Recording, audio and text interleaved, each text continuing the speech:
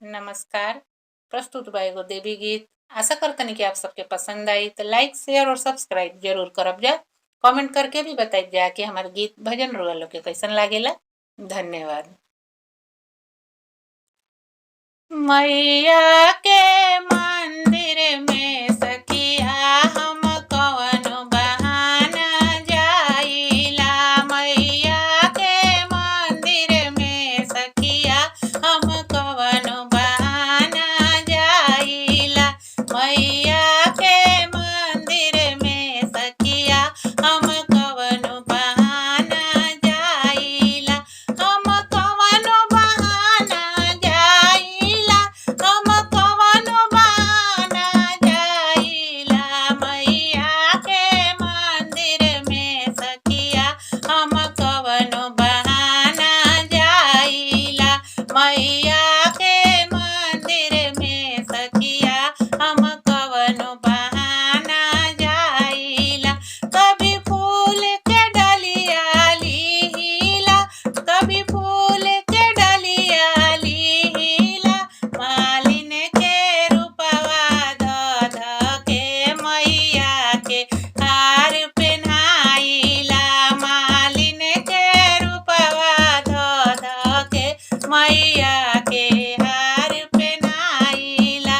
मैया के मंदिर में सखिया हम कवनो बहाना जाइला। मैया के मंदिर में सखिया हम कवनो बहाना जाइला।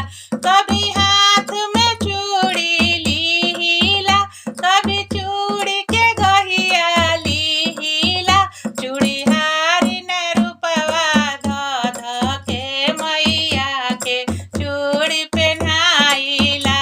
चूड़ी हारी न रूपवा ध के मैया के चूड़ी पेन्हाइला।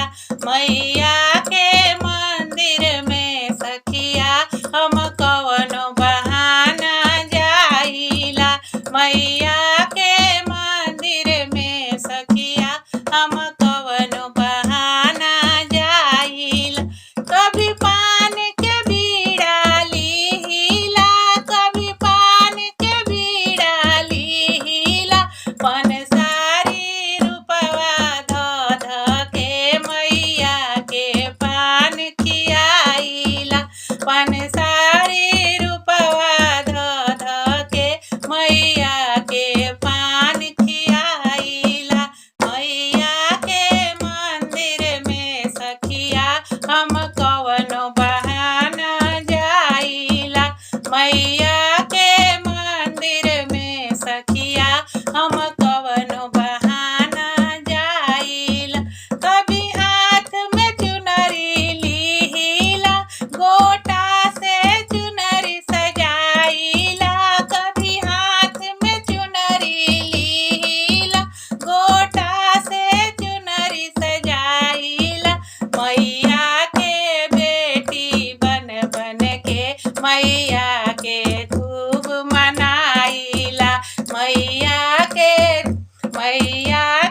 बेटी बन बन के मैया के चुनरी ओढ़ाइला।